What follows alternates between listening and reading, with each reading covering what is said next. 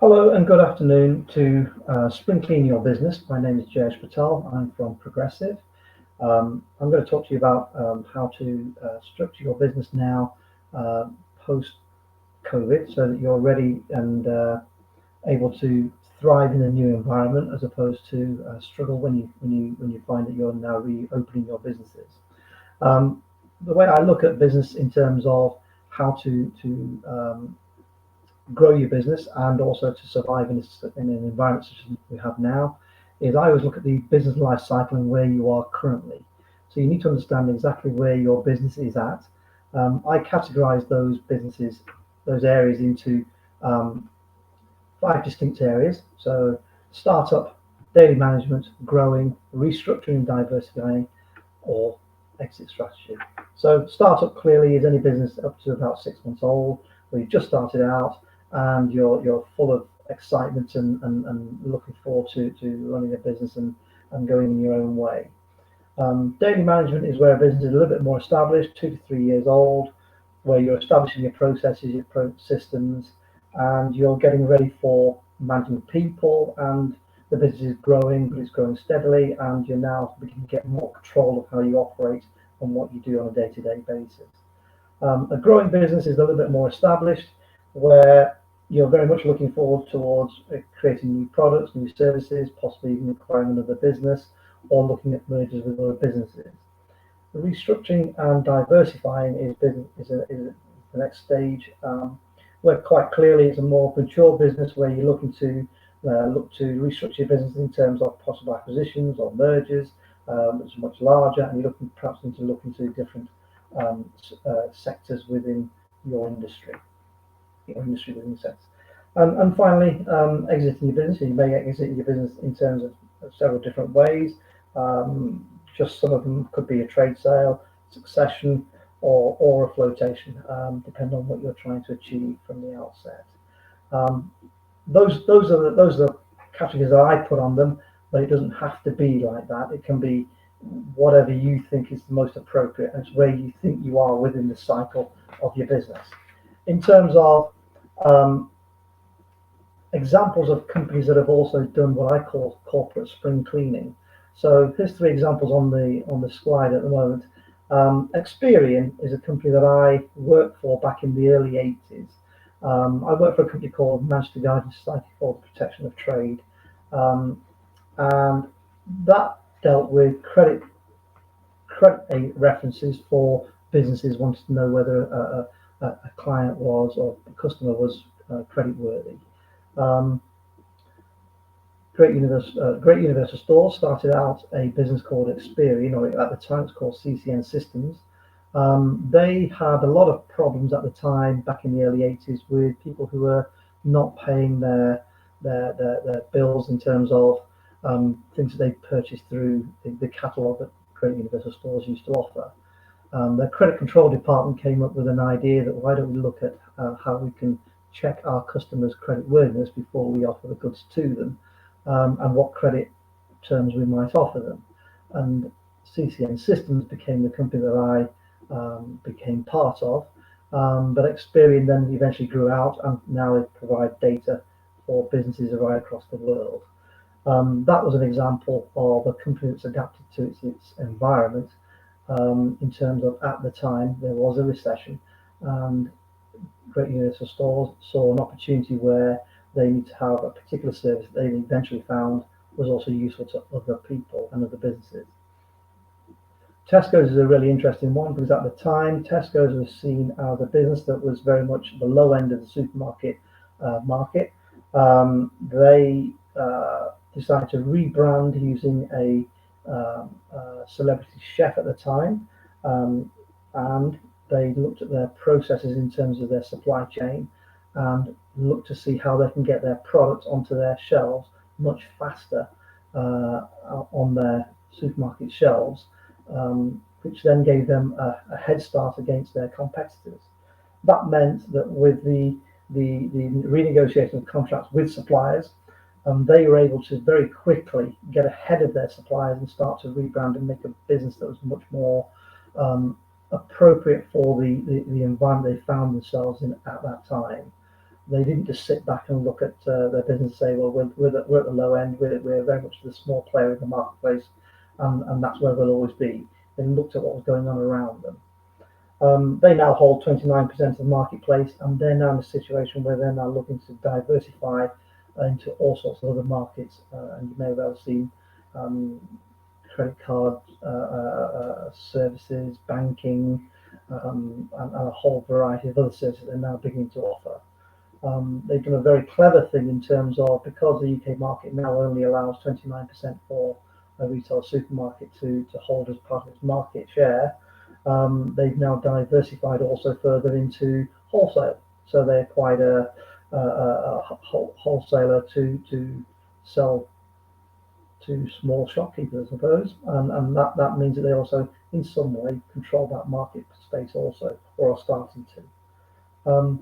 One of the things that you need to bear in mind here is that marketplace continues to evolve, and as a result, most recently we've had the likes of Aldi and Lidl come into the marketplace.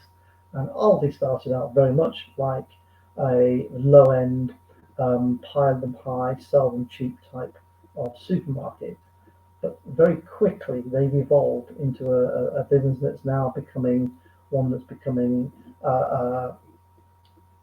more higher end products, and they now have shelves, no longer just products on the floor. They also have very nice lighting. The decor is very clean and very welcoming when you walk into their stores now.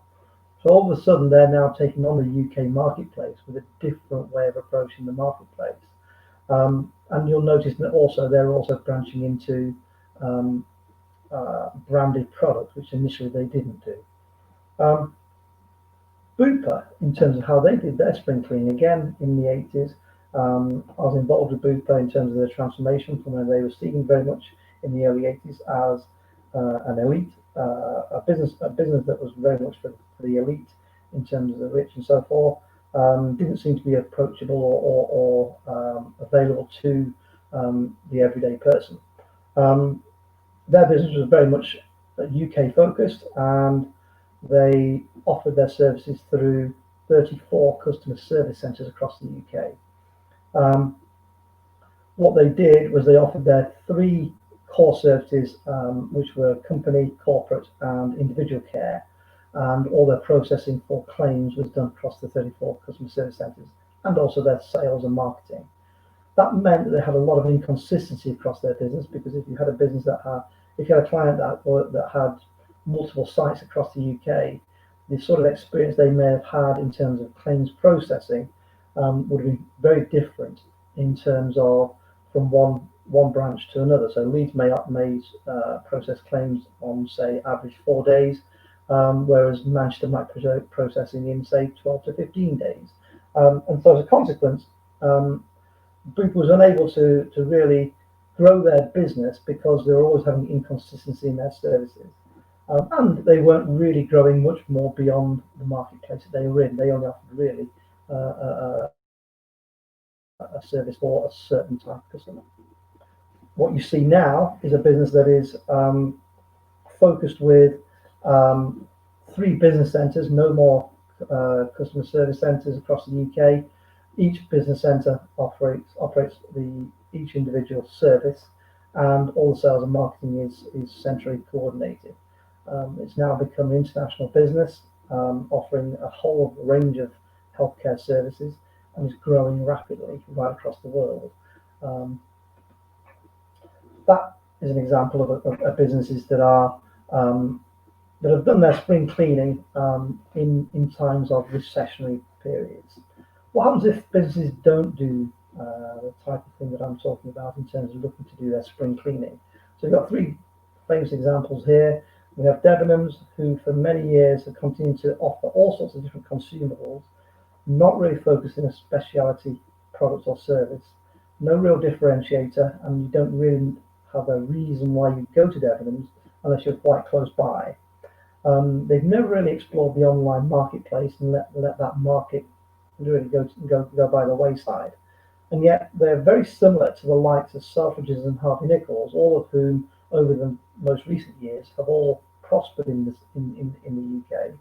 But importantly, they've also embraced online services. So they've used technology to enhance their product offering. Um, the problem with Devons right now is because no one really knows what they actually stand for, then they're actually quite close to closure at this moment in time, possibly into administration fairly soon. Woolworths is an example that I remember as a youngster, and the only thing I remember about them is that they were very good at pick and mix.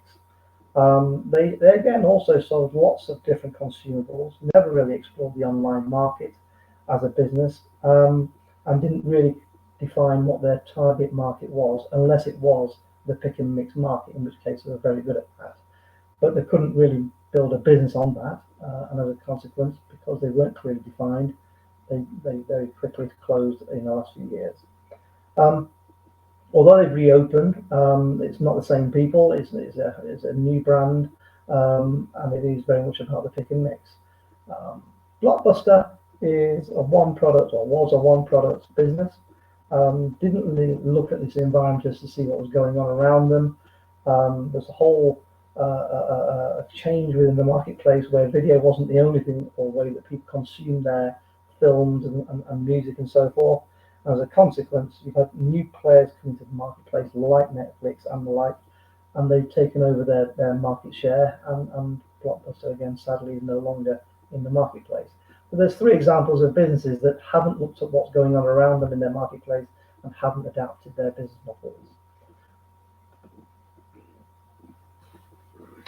In terms of businesses that have innovated in markets, so Amazon is a very interesting example. They started out as an online bookseller. They very quickly diversified and started to sell multiple different products. The difference with what they did and what the likes of, say, Woolworths and um, uh, Debenhams, although they sell multiple products and aren't really known for a single product, the difference with them is they brought something else to the marketplace. They've looked at their competitors to see what they're doing and realized very quickly that their customers actually want their product as quickly as possible. But importantly, if they don't like it, they want to be able to return it as easily as possible. That having understood that psyche of the client or the customer, they very quickly they built their business around how to get that product to their customer when their customer wants it, and made it simple to return a product if they didn't want it. It'd be interesting to note that they only today, or recently in the last 2 days, have announced that they're going to increase their grocery expansion into the UK. That market currently being worth £383 million per week. The market in the online business for grocery has increased by 129% in the UK. So that's clearly that Amazon see that as a growth area for them, and they're now moving into that aspect of the retail world. So they see that as a place they're going to expand right across the UK now. They're predominantly in London at the moment, but they're now moving out towards the whole of the UK. Amazon are also very interesting that they see their way to growth over the long term is always to continually monitor their processes.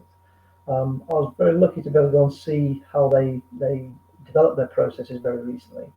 And as a result of COVID-19, um, only in the last 2 months, they've improved their processes by 150 different changes and continue to look at their processes on a daily basis. They have all their staff involved in looking at their processes continuously, and they're all encouraged to actually to let their supervisors and team managers know exactly what could be improved in what way, and they'll instantly look at how they can improve that. And within 2 to 3 days, they will look to see if they can actually implement those changes, and they'll do them right across the board in their business. In terms of Dyson came into an established marketplace where Hoover was a dominant force in that marketplace, so much so that Hoover is used synonymously with vacuum cleaner as a term for describing a vacuum cleaner. They came into the marketplace and used technology in a way that they could enhance the service or product for their customer. And as a result, because of the way that they produce their product and also the high quality of their product, they're able to maintain a high price for their product, even in a very competitive marketplace. They're now diversifying also into other product areas and services. So again, it's an innovator that's moved into an established marketplace and innovating within it using technology. Apple is another good example. Apple reinvented the mobile phone. Looking at how they operate, they were very early into the marketplace in terms of how they made the mobile phone much more desirable, and created all sorts of new services within a phone, including music, and now TV. So they've diversified in some way. However, a company that they are now seeing catching them up, if not may even overtake them very soon, is Samsung. Samsung were a long way behind Apple, but are now rapidly catching up through diversification, and also because the technology for Android products is just as good as products that serve something that Apple have, and in some ways less restrictive, which customers seem to appreciate. A more recent example is Zoom. Now, Zoom's gone into a marketplace that is already established, very similar to the likes of Apple and Amazon and Dyson, but they did something very different. They looked at how their competitors like Google, Microsoft, Skype, and all sorts of other providers of video conferencing, and realized that they all chased their prospects. The key strategy that Zoom used, and bear in mind they only started in April 2011, was that they put the customer at the center of how they operate their business as a part of their DNA. They also looked at building a product that would sell itself. That sounds a bit odd. I'll explain how they looked at doing that. Zoom didn't chase prospects in any way. They used early adopters of their technology. So what they did very cleverly, they were based in San Francisco. They realized that people were going to meetings on the highways that they were looking outside onto, and they were sitting in traffic jams most of the time, most of the day. And so what they did was they put on the advertising boards on the highways an advert for Zoom, and explained that the people that are sitting in the office in the cars could quite easily be holding their meetings via a video call. Rather than market to individuals directly like Microsoft and Google do in terms of putting it as an add-on to their existing products, they decided to tell their customers what would enhance their method of operating in terms of their business. That's now led to a business that in April of this year had a market valuation of $40.3 billion. That's more than the market capitalization of Uber and Lyft combined. So, how can we learn from these examples, high-profile examples that we've seen, and what can we do to enhance our businesses?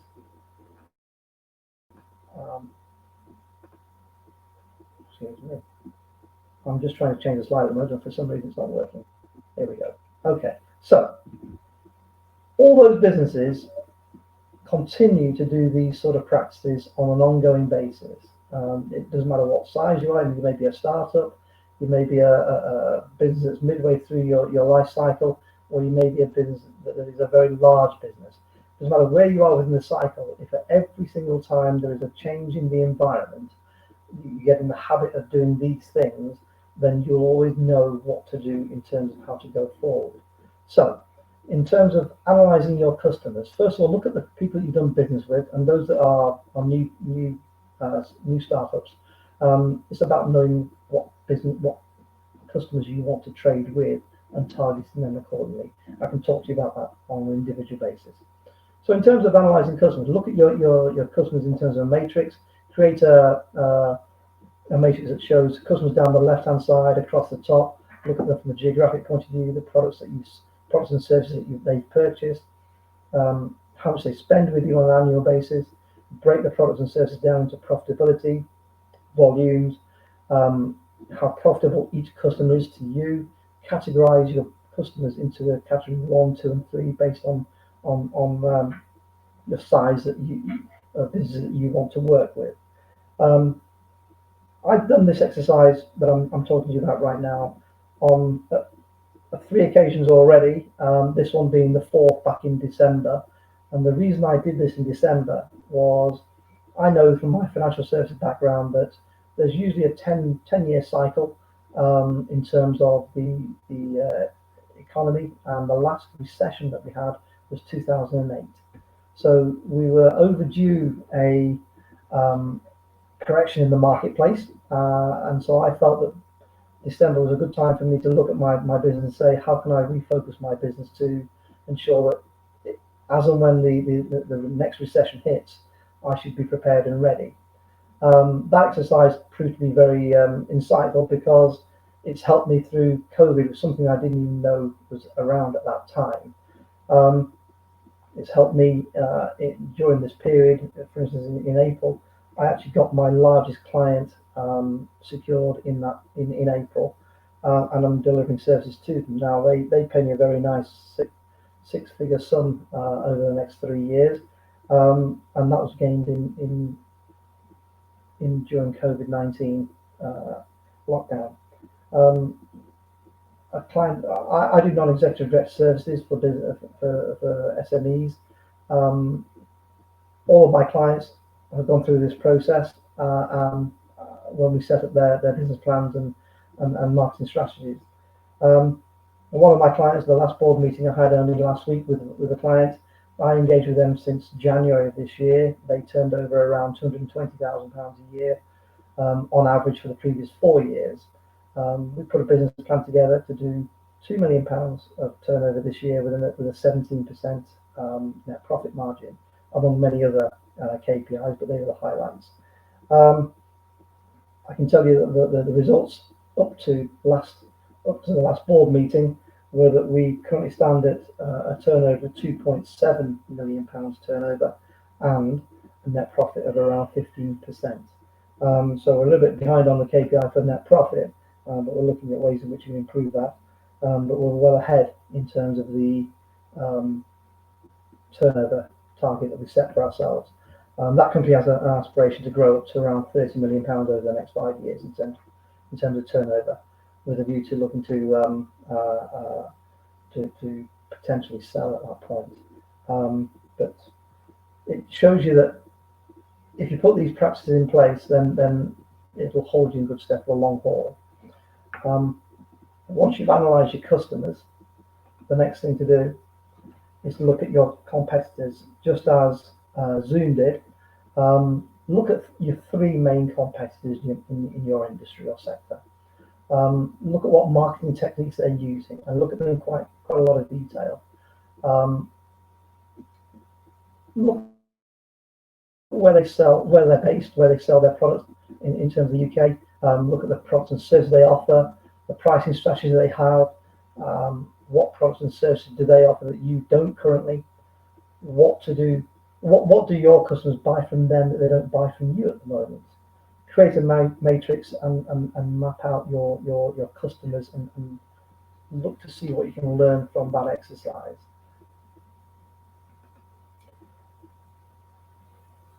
It's important to get your employees also involved in terms of researching and reviewing your results. So in terms of getting your processes together and procedures, it's important to look at your process and procedures just like Amazon do very passionately every single day. If you can streamline your processes and delivery to your customer and know how your customer wants to receive their products and service, then you're more likely to win more customers of the same type that you're looking for. So if you've identified which types of customer or client that you want, then you're more likely to find them because you'll be delivering products and services how they want to receive them, rather than how more often than not most businesses when they start out decide how a customer is going to receive a product or service. without asking the customer what they would actually like. So it's important to analyze the results that you have from your survey that you do with a client, for instance. Ask your customers what they want, how they want to receive it, what timescales, etc., etc. Analyze your procedures, document procedures and processes, and always get your staff involved to see how they would improve the process and procedures.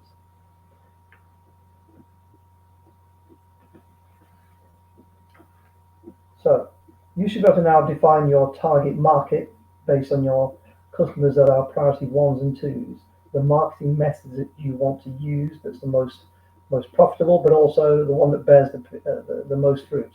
You should know geographically where you need to target. You should know the products and services you want to sell based on your research that you've done. You should also know what pricing strategy to use so that you can be ahead of your market, your competitors. You should also know which new products and services you might want to introduce to the marketplace. And you should also understand what your unique selling position is within that new marketplace and new environment.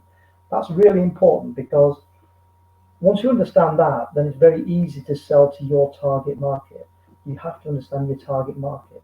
Do not ever veer away from your target market. The reason for that is very easy just to say, I'll give you an example. The client I had the board meeting with earlier last week, they came to me and said, we can see a short-term quick win within the current situation because of COVID-19. There's a small aspects of business that we can probably gain and we'll make some money in a very short space of time. So I said, well, okay, let's go back to your marketing strategy that we created and let's look at what we said we were going to do, and just show me where in that marketing strategy it says that we're going to take advantage of a short-term opportunity like this. And quite clearly, it wasn't in the marketing strategy. And the point I'm making is, once you are set on your marketing strategy and you defined your customer that you're looking for, stick with it, because what you'll find is that there are plenty of businesses that will want to work with you as long as you talk their language. If you defined your marketplace that you most are aligned to, you're more likely to get more customers of that type. So you'll understand them, they're more profitable for you, that you know exactly how to work with them, and you're more likely to get more of that sort of work. So stick with the target audience that you actually define in this process. It's important that most businesses do not cut their marketing budget at a time of change within the environment. So the UK environment currently is going through a massive disruption. The economy is clearly going to be in some form of recession. And the first thing that most businesses do is cut their marketing budget. For me, it's the last thing that you should cut because it's the lifeblood of your business. That's what creates more work. I know accountants normally say cut this and cut that and cut the other to cut your costs. By all means, cut costs in other areas, but do not cut your marketing budget. In fact, what I encourage is actually to increase your marketing budget at this time, because all your competitors will be cutting their marketing budget. So if you want to get ahead of your marketplace in your competitors, then you need to increase your marketing budget only when you know exactly where you want to spend that marketing budget. So by doing this exercise, you'll know exactly where to spend your marketing budget. But it's important you do not cut it, you actually increase it. So in conclusion, I would say set marketing KPIs once you've understood your marketplace and also your products and services and the target market that you want to set. Make sure that you monitor those things on a weekly basis, monthly basis at your board meetings, but ensure that you're constantly monitoring your results and tweaking how you get the results that you want. You know, if you're setting a social media strategy, then it's something that doesn't stand still. You need to constantly be reviewing it and making sure that you monitor the results against the targets that you've set for yourself. Decide on your marketing budget and make sure you spend it. More importantly, get your accountant involved. They have vast amounts of knowledge and know-how and ways in which they can help you with which Other than doing the compliance aspects of work for you, they're very, very skilled and knowledgeable at helping you with your cash flow forecasting that you ought to be looking at on a on a monthly basis, and running scenarios in terms of what happens if I get a large client, or what happens if I lose my largest client, or what happens if I take on a 5 employees, or what happens if I decide to go into this marketplace? What can I do? What costs are involved? How will that impact on my cash flow, etc. Those are scenarios that you should be running on a regular basis at your board meetings, during your board meeting. Your accountant should be advising on these sort of things on a regular basis. They should be preparing management accounts for you so that you can actually monitor exactly financially where you are against your plan for the year, and forecasting for the next 2 to 3 years. They should also be helping you with financial KPIs that you should be setting and benchmarking against your competitors. That will help you to not only grow your business, but also, more importantly, help you to build value in your business. So therefore, when you come to sell your business, you are actually worth a lot more money at that point than if you just let your business drift and get to a point where you come to sell and you're disappointed in the sale price of your business. If you're benchmarking against your competitors, you're more likely to have a competitor want to buy you and pay a premium for you because you're desirable to them. So, as part of this webinar, I offer individual coaching, which is part of this webinar. It doesn't cost you anything for that. If you want to discuss your own priorities and objectives, I'm happy to discuss those with you on a one-to-one basis. All I'd ask is that you leave your email address for me at the end, and I'll get back to you accordingly. That's entirely for yourself.